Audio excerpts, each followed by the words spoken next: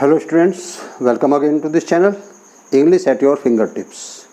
Students, today we are going to explain poem number 6, class 11th UP board. Name of the poem is From Dover Beach. Poet name is Matthew Arnold. From माने से, Dover बीच एक जगह का नाम है students.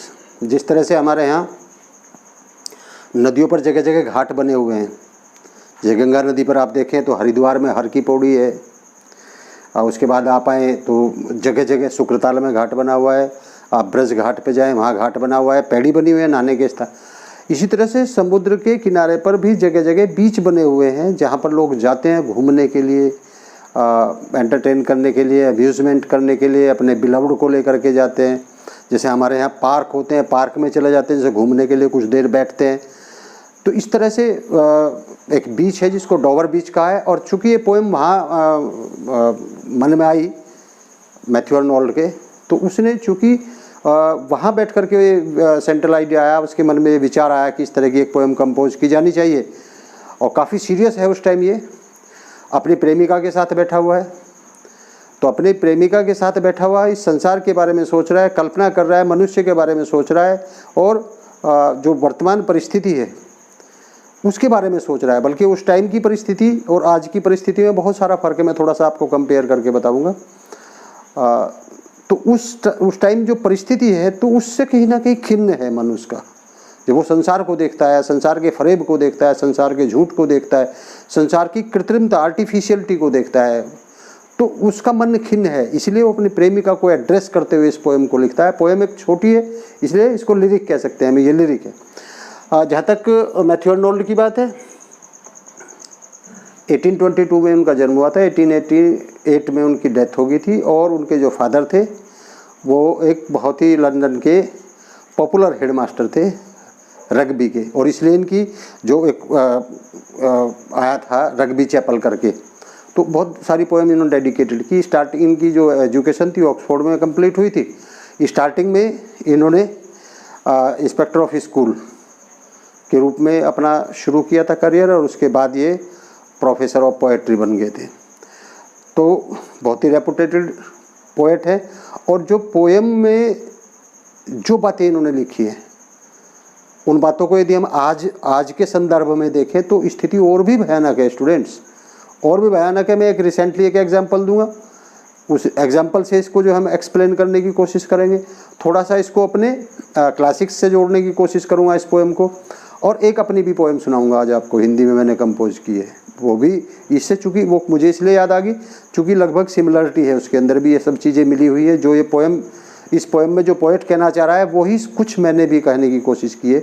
तो last में 5 minute के लिए उसको भी सुनाऊंगा। मैंने बताया कि जो पोएट है वो डोवर बीच पर बैठा हुआ है, समुद्र के किनारे पर अपनी प्रेमिका के साथ बैठा हुआ है, और उससे रिक्वेस्ट करता है। क्या रिक्वेस्ट करता है? Love let us be true to one another, for the world which seems to lie before us like a land of dreams, so various, so beautiful, so new, hath really neither joy, nor love, nor light, nor certitude, nor peace, nor help for pain. क्या कहता है? Love let us be true, love. अब देखिए, love किसको कहा है? अपनी प्रेमिका को कह रहा है कि मेरे प्यार, मेरी प्रेमिका, लेट अस बी ट्रू। क्या कहता है? हम दोनों को, लेट अस बी ट्रू, हम दोनों को सच्चा होना चाहिए। लेट अस बी ट्रू, हमें सच्चा होना चाहिए। टू वन अनदर, एक दूसरे के प्रति, हमें एक दूसरे से कुछ नहीं छिपाना चाहिए, हमें एक दूसरे के प्रति सच्चा होना चाहिए। क्यों कहता है ऐसा? फॉर माने क्योंकि, द वर्ल्ड माने यह संसार, विच सीम्स जो प्रतीत होता है, जो दिखाई देता है, लाई बिफोर अस हमारे सामने फैला हुआ, ये संसार जो हमारे सामने फैला हुआ दिखाई देता है, जो हमारे सामने फैला हुआ प्रतीत होता है, like a land of dreams, ये वास्तविक नहीं है, ये सपनों के संसार जैसा है। क्योंकि जो संसार, हमें एक दूसरे के प्रति सच्चा होना चाहिए। क्यों होना चाहिए? क्योंकि जो हमारे सामने संसार फैला हुआ है, ये संसार वास्तविक संसार सा दिखाई नहीं देता, ये संसार बनावटी सा दिखाई देता है, ये संसार काल्पनिक सा दिखाई देता है, ये संसार सपनों के संसार जैसा दिखाई देता है। इस संसार में आर्टिफिशियलिटी ज़्यादा दिखाई देती है, इस संसार में रियलिटी कम दिखाई देती है। अब चूंकि संसार में पहले से ही बहुत सारी बनावट है, चूंकि संसार में पहले से ही रियलिटी का अभाव है, इसलिए कम से कम हमें तो एक दूसरे के प्रति कैसा होना चाहिए? सच्चा होना चाहिए। इसलिए अपनी बिलव्ड से यहाँ रिक्वेस्ट करता है पोएट कि हमें एक दूसरे के प्रति सच्चा होना चाहिए, क्योंकि झूठ और फरेब तो बहुत सारा चारों तरफ हमारे फैला हुआ है। अब यदि हम भी एक दूसरे के प्रति झूठ और फरेब रखेंगे अपने मन में, तो फिर प्यार जैसी चीज़ की कोई गुंजाइश नहीं बचती।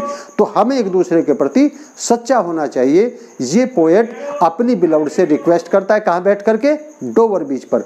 चूँकि डोवर बीच पर बैठ करके ये बातें वो कह रहा है अपनी बिलव्ड को, इसलिए इस पोएम का नाम ही क्या रखा गया है? पोएम का नाम ही रखा गया है फ्रॉम डोवर बीच। फिर क्या कहता है? So various, so beautiful, so new. देखिए जो हमारे सामने प्रतीत हो रहा है, जो फैला हुआ है हमारे सामने संसार, वो कैसा है? So various. वो वेरियस का मतलब बहुत सारी विभिन्नता है, इसके बहुत सारी विभिन्नता है। यहाँ अच्छे लोग भी रहते हैं, बुरे लोग भी रहते हैं, यहाँ गरीब लोग भी रहते हैं, अमीर लोग भी रहते हैं, यहाँ निम्न लोग भी रहते हैं, उच्च लोग भी रहते हैं, यानी बहुत सारी इसमें विभिन्नताएँ हैं। यहाँ अलग अलग धर्मों को मानने वाले लोग भी रहते हैं, यहाँ पुरुष और स्त्री भी हैं, यहाँ बच्चे और बुजुर्ग भी हैं। तो बहुत सारी वेरियस, बहुत वैरायटी बहुत सारी है। तो सो वेरियस, इसलिए बहुत सारी विभिन्नताएं। सो ब्यूटीफुल, बहुत सुंदर है ये। सो न्यू, और नया प्रतीत होता है। तो देखिए संसार की क्या क्या विशेषता बताई कि संसार में बहुत सारी विभिन्नताएं हैं, ये संसार बहुत सुंदर है और ये संसार नया प्रतीत होता है। आप जाए एक स्थान पर, वहाँ कुछ आपको नया देखने को मिलेगा। यदि आप दूसरे स्थान पर जाएंगे, आपको वहाँ कुछ नया देखने को मिलेगा। तीसरे स्थान पर जाएंगे, आपको कुछ नया देखने को मिलेगा। आप यही देख लीजिए, यदि हम इंडिया की बात करें, यदि आप दिल्ली में जाएंगे तो आपको देखने को कुछ और मिलेगा। यदि आप बम्बई में चले जाएंगे तो देखने को कुछ और मिलेगा। यदि आप मद्रास में, चेन्नई में चले जाएंगे, वहाँ देखने को कुछ और। यदि आप कोलकाता में चले जाएंगे तो कुछ और। तो यानी जहाँ जहाँ भी आप जाएंगे, आपको अलग अलग चीज़ें दिखाई देंगी। इसलिए आपको क्या दिखाई देगा कि जो वर्ल्ड है ये क्या है? इसमें बहुत सारी वैरायटी है, बहुत सारी वेरिएशंस है, ये बहुत सुंदर भी है। और इसके अंदर ये जहाँ भी देखेंगे आप, बहुत नयापन भी है। तो सुंदर भी है, वैरायटी भी है और नया भी दिखाई देता है। लेकिन क्या कहता है? ये सारी खूबी हैं, ये सारी विशेषताएं हैं संसार में। हैथ रियली नाइदर जॉय, लेकिन हैथ माने रखता है, रियली माने वास्तव में, नाइदर जॉय ना तो यहाँ आनंद है, नोर लव ना यहाँ सच्चा प्यार है, नोर लाइट, लाइट माने रोशनी होती है, लेकिन यहाँ लाइट माने ज्ञान है। कि ये सारी चीज़ें हैं संसार में। संसार सुंदर दिखाई देता है, संसार सपनों का संसार जैसा दिखाई देता है, लेकिन वास्तव में ये सुंदर भी है, इसमें बहुत सारी विभिन्नताएं भी हैं, ये नया भी दिखाई देता है। लेकिन वास्तविकता ये है कि ना तो इसमें सच्चा आनंद है, ना इसमें सच्चा प्यार है, और ना ही इसमें सच्चा ज्ञान है। तो ना तो सच्चा आनंद है, ना सच्चा प्यार है, ना सच्चा ज्ञान है, तो फिर क्या है? सब कुछ बनावटी है। इसलिए क्या कहता है कि हमें एक दूसरे के प्रति सच्चा रहना चाहिए, तभी हमारा प्यार है। यदि प्यार है तो सच्चाई होनी चाहिए, और यदि सच्चाई नहीं है तो फिर प्यार जैसी चीज़ के लिए कोई गुंजाइश नहीं है। और क्या कहता है? नोर सर्टिट्यूड, यहाँ ना ही यहाँ कोई निश्चिंतता है। निश्चिंतता क्यों नहीं है? क्योंकि अभी हम हैं, अगले पल क्या होगा कुछ पता नहीं। तो अनिश्चितता का वातावरण चारों तरफ है, तो कुछ भी निश्चितता यहाँ नहीं है। नोर पीस, और ना ही यहाँ सच्ची शांति है। नोर हेल्प, ना ही यहाँ एक दूसरे के प्रति लोगों के मन में सहानुभूति है, सिंपैथी है। हेल्प मीन्स यहाँ सिंपैथी है, सहानुभूति है।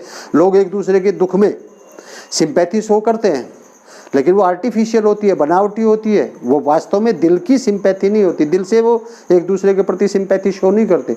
एक दूसरे के प्रति यदि सहानुभूति रखते हैं वो, तो वो केवल बनावटी होती है, केवल दिखावटी होती है, उसमें वास्तविकता का अभाव होता है। इसलिए कहता है कि ना ही यहाँ ना तो यहाँ निश्चितता है, ना यहाँ वास्तविक शांति है, और ना ही यहाँ फॉर पेन, पेन माने होता है दुख, ना ही दुखी लोगों के प्रति लोगों के मन में सच्ची सहानुभूति है। यानी सहानुभूति भी यहाँ लोग दिखावटी करते हैं, बनावटी करते हैं।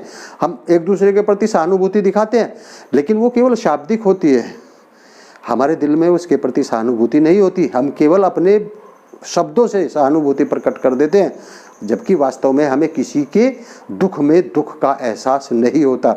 इसलिए क्या कहता है कि यहाँ सब कुछ बनावटी है। ये संसार सपनीला संसार दिखाई देता है, वास्तविक कुछ नहीं है यहाँ पे। इसलिए हमें एक दूसरे के प्रति कैसा होना चाहिए, सच्चा होना चाहिए। स्टूडेंट्स, ये रियलिटी है, ये वास्तविकता है। और इसीलिए हमारे शास्त्र भरे पड़े हैं इन सब चीज़ों से। इंसानियत क्या है, अब देखें आप, सिंपैथी की जहाँ इसने बात की है पोएट ने, यदि हम देखें किसी का एक्सीडेंट हो जाता है सड़क पर, हम क्या करते हैं, उसको हेल्प नहीं करते, उसको हॉस्पिटलाइज नहीं करते, हम मोबाइल निकाल करके उसकी वीडियो बनाते हैं पहले, तब तक उसकी डेथ हो जा चुकी होती है ब्लीडिंग होने से। लोग वीडियो बनाते हैं, चल देते हैं, कोई पेन नहीं लेता कि इस व्यक्ति को हॉस्पिटलाइज कर दिया जाए ताकि इसकी अब कहाँ यदि कोई माइक लेकर के कोई रिपोर्टर आ जाए, न्यूज़ रिपोर्टर आ जाए, तो सब सामने आ जाएंगे और सिंपैथी शो कर देंगे। लेकिन वास्तविकता से तो तब होती ना, वास्तविक सिंपैथी तो तब होती जब वो दुखी था, वो पीड़ित था, उसको आप हॉस्पिटलाइज करते। तो ये कह रहा है, इसलिए कह रहा है। अब देखिए, उस टाइम इतना दुखी था ये, आज की परिस्थितियों में यदि आज की परिस्थितियों में, तो आज तो परिस्थितियां और भी खराब हो चुकी हैं। इसलिए क्या कहता है, अपनी बिलाउड को कह रहा है कि हमें एक दूसरे के प्रति सच्चा होना चाहिए। क्यों? क्योंकि इस संसार में कुछ भी सच नहीं है, इस संसार में बनावट ही बनावट है।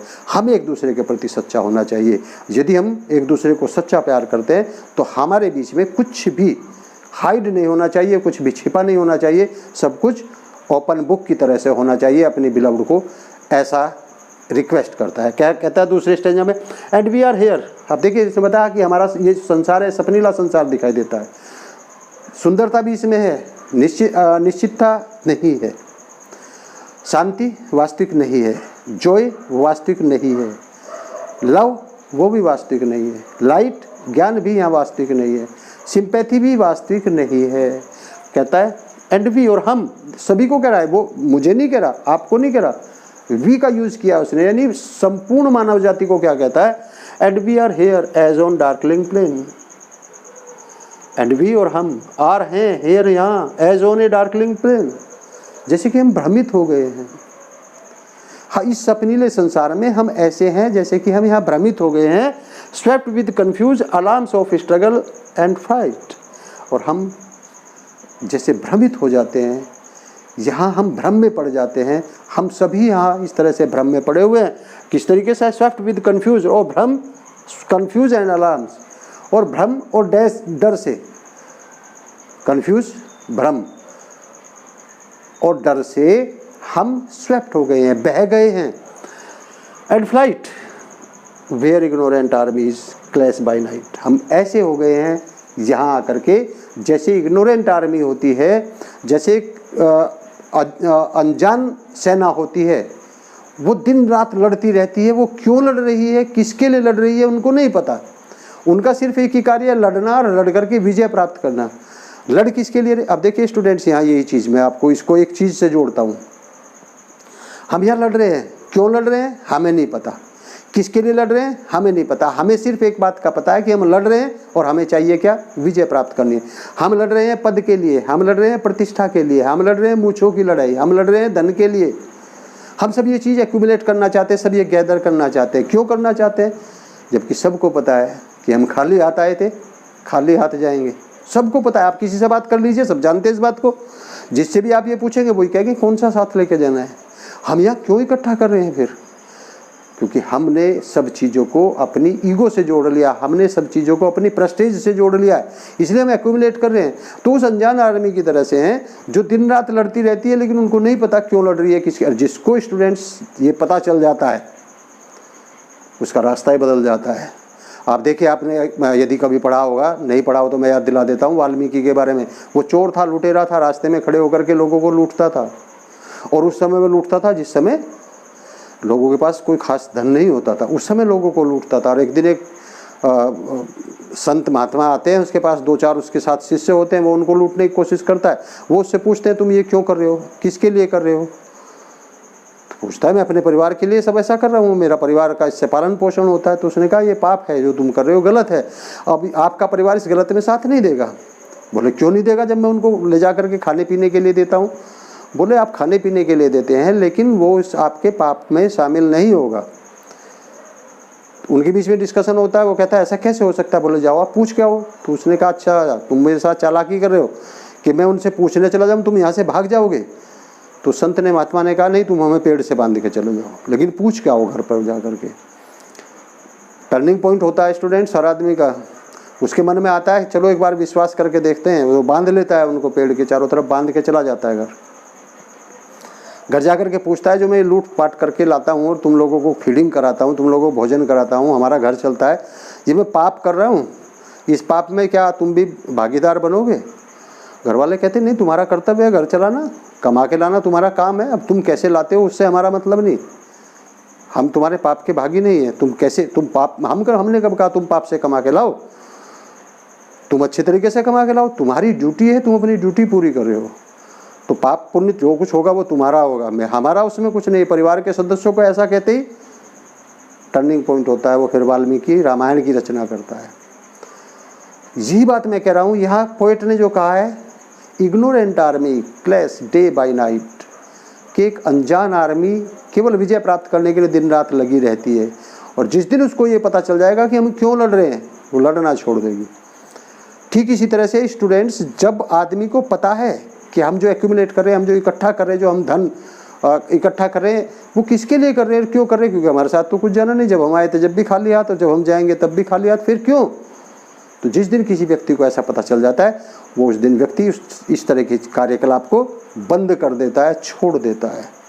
तो इसलिए स्टूडेंट्स, यहाँ जो मनुष्य की कल्पना करता है पोएट, वो उस अनजान सैनिक के रूप में करता है जिसको यही पता नहीं वो क्या कर रहा है, क्यों कर रहा है, उसका उद्देश्य क्या है, बस लगा पड़ा है, दिन में भी रात में भी उसका गला काट, उसके साथ चीटिंग कर, उसके साथ धोखाधड़ी कर, इसमें लगा हुआ है। उसके सिर पे पैर रख, उसके कंधे पे पैर रख, आगे बढ़ जा, सबसे आगे जाना चाहता है, उच्च पद पर जाना चाहता है, उसके लिए बेशक लोगों का मर्डर भी करना पड़े, उसमें भी पीछे नहीं हटता।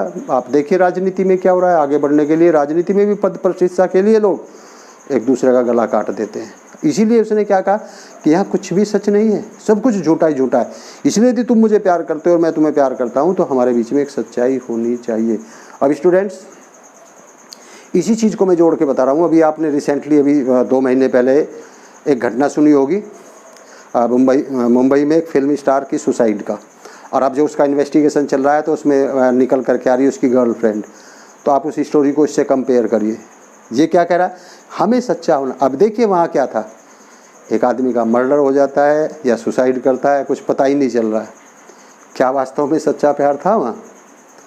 इसलिए कह रहा है कि प्रेमी और प्रेमिका को एक दूसरे के प्रति सच्चा होना चाहिए, और इसीलिए अपनी प्रेमिका से कह रहा है कि हमें एक दूसरे के प्रति सच्चा होना चाहिए, क्योंकि बाकी तो कुछ सच है ही नहीं संसार में, बाकी तो सब कुछ दिखावा है, बाकी सब कुछ बनावट है।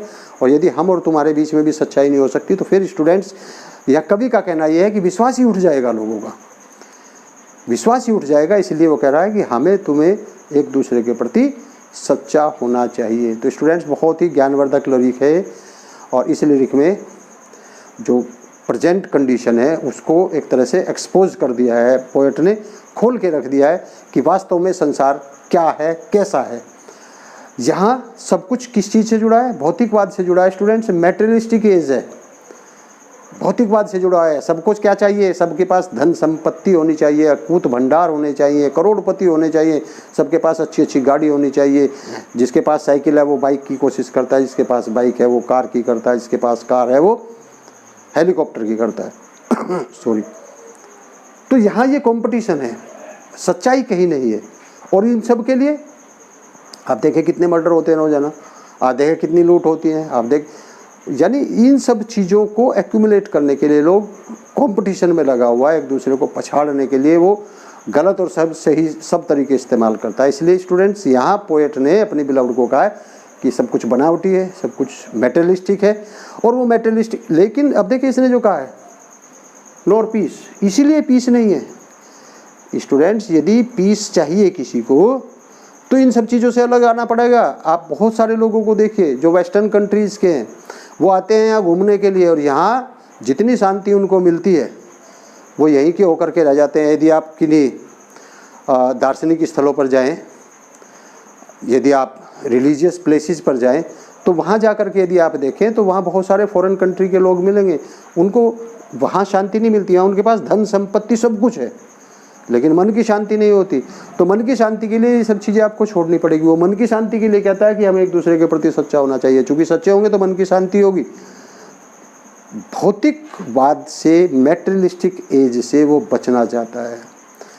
और जो सांसारिक चीज़ें हैं जो आनंद तो देती हैं, लेकिन पीस वगैरह को वो क्या कर लेती है, ख़त्म कर देती है, समाप्त कर देती है।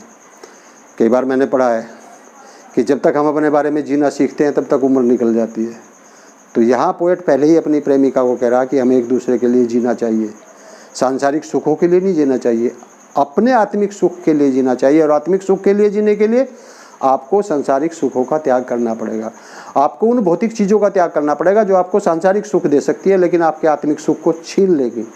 तो स्टूडेंट्स, यहाँ पोएट ने बहुत अच्छा मैसेज दिया है कि आप एक्यूमुलेशन करना बंद कर दीजिए और एक दूसरे के प्रति सच्चे रहिए। जो सच्चे रहेंगे तो आपको सुख की प्राप्ति होगी, यदि आप सच्चे नहीं रहेंगे तो निश्चित रूप से आपको वही शांति की प्राप्ति नहीं होगी। और स्टूडेंट, जो मैं अपनी पोएम बता रहा था आपको, मैंने एक पोएम लिखी थी, मन करता है उड़ जाऊं, कुछ भी नहीं वास्तविक जग में, चुभे कांटे निज पग में, कुछ भी नहीं वास्तविक जग में, कांटे चुभे निज पग में, ईश्वर से प्रीत लगाऊं, मन करता है उड़ जाऊं। मेरा एक पेज है हरिदत्त कौशिक नाम से फेसबुक पे, उसमें बहुत सारी मेरी हिंदी पोएम है, इंग्लिश पोएम है, आप जा कर के वहाँ देख सकते हैं, पढ़ सकते हैं। बहुत अच्छी पोएम है और लगभग इसी सेंट्रल आइडिया उसका भी यही है जो यहाँ मैथ्यू आर्नोल्ड का डोवर बीच का सेंट्रल आइडिया। मेरे मन में भी लगभग यही चीज़ें थी। मेरा भी उसमें जो मैंने बहुत सारे स्टेंजा हैं, तो उन स्टेंजाज में मैंने एक्सप्लेन किया है कि यहाँ वास्तव में सच्चा कुछ नहीं है, सच्चा प्यार नहीं है, सब कुछ बनावटी को, सब कुछ दिखावटी है, सब मिथ्या है। स्टूडेंट्स, ये थी आपकी poem Dover beach, from Dover beach, poem number 6। Students, यदि आपने मेरे चैनल को सब्सक्राइब नहीं किया तो प्लीज़ चैनल को सब्सक्राइब करिए ताकि आने वाले वीडियोज़ की नोटिफिकेशन आपको प्राप्त होती रहे। स्टूडेंट्स, वीडियो को लाइक करिए, कमेंट करिए, पूरी देखिए वीडियो को, अच्छी तरह समझ आ जाएगी आपको। अपने फ्रेंड्स के साथ अधिक से अधिक शेयर करिए ताकि आपके फ्रेंड्स भी इसका अधिक से अधिक लाभ उठा सकें। तो स्टूडेंट, मिलते हैं नेक्स्ट किसी वीडियो में, तब तक के लिए थैंक यू वेरी मच।